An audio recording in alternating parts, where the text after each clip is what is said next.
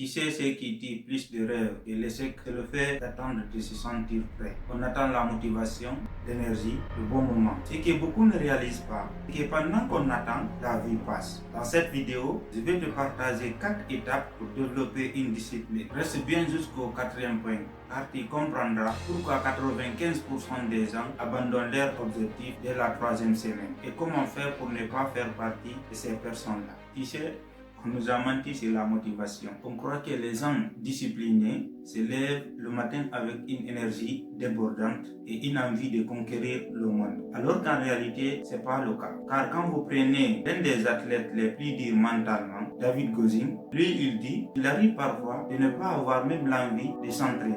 Mais qu'est-ce qui le différencie avec les autres? C'est le fait d'agir malgré le manque de motivation. Et que vous devez comprendre, la motivation est comme une flamme. Parfois elle s'allume et parfois elle ne s'allume pas. Qu'est-ce qui fait que beaucoup continuent à agir malgré l'absence de motivation?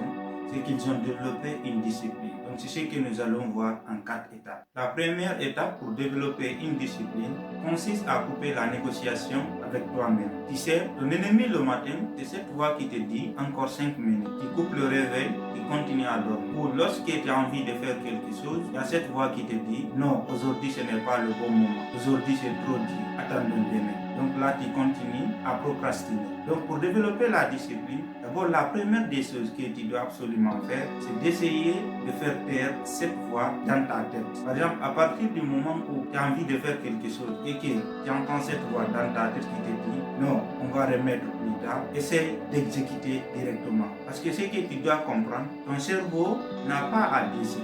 Lui, il est là juste pour exécuter. Donc, il faut que tu essayes de vaincre cette voix dans ta tête. Étape numéro 2. Utilise la règle des 2 minutes. James Clear, dans son livre Un bien peut tout changer, nous explique qu'au lieu de développer dès le début une habitude parfaite, il faut juste mettre en place un moyen pour pouvoir exécuter une action très facile de manière constante. Et de cette façon, cela va nous permettre d'ancrer cette habitude ou cette action dans notre vie quotidienne et pouvoir la faire facilement. Comment s'y prendre pour cela? Par exemple, si vous voulez mettre en place une habitude de lecture, ce qu'il faut faire, il faut lire seulement pendant 2 minutes.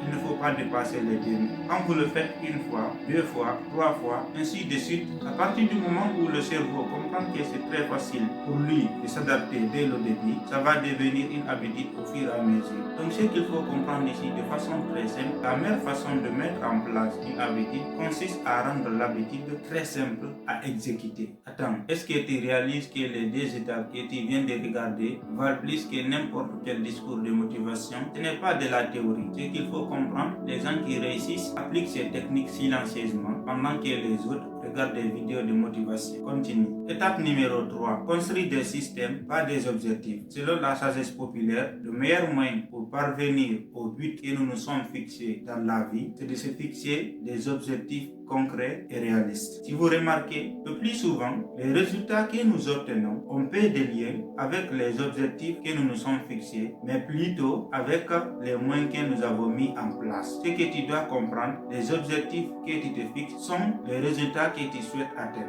Alors que les moyens ou les systèmes, ce sont les processus que tu dois mettre en place pour pouvoir atteindre tes objectifs. Donc dans cette partie, tu ne dois pas trop miser sur les objectifs. Il faut miser sur les moyens. Étape numéro 4. Lie ta discipline à ton identité. Imagine, on a 2 personnes qui souhaitent arrêter de fumer et on leur propose une cigarette. La première personne dit non, j'essaie d'arrêter de fumer. Cette personne pourra toujours être un fumeur qui essaie d'arrêter de fumer.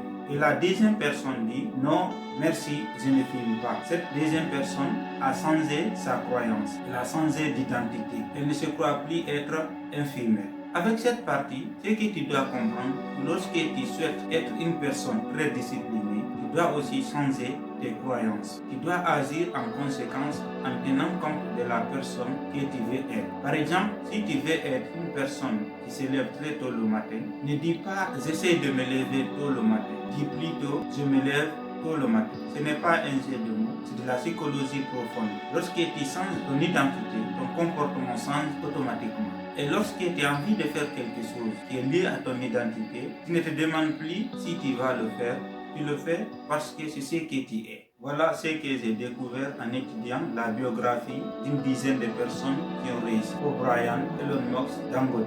Les grands entrepreneurs africains qui ont bâti un système en partant de rien n'étaient pas motivés, ils étaient plutôt engagés. La motivation dit, je ferai ça si je m'en sens capable. L'engagement dit, je ferai ça quoi qu'il arrive. La discipline ne vient pas d'une force surhumaine, elle vient d'une décision prise une fois mais répétée 1000 fois. Alors imagine-toi dans 90 jours, tu n'as pas attendu la motivation, tu es levé quand même, tu as travaillé quand même, tu as avancé quand même. Et maintenant tu te retournes et tu vois tout ce chemin parcouru pendant que les autres attendaient de se sentir prêts pour commencer. Le développement personnel, ce n'est pas une destination, c'est une décision quotidienne. Et cette décision, tu peux la prendre maintenant. Si cette vidéo t'a donné un déclic, écris discipline en commentaire. Ça m'aide énormément. C'était Alpha. Honorez votre potentiel. Il sait jusqu'où vous pouvez aller. Merci.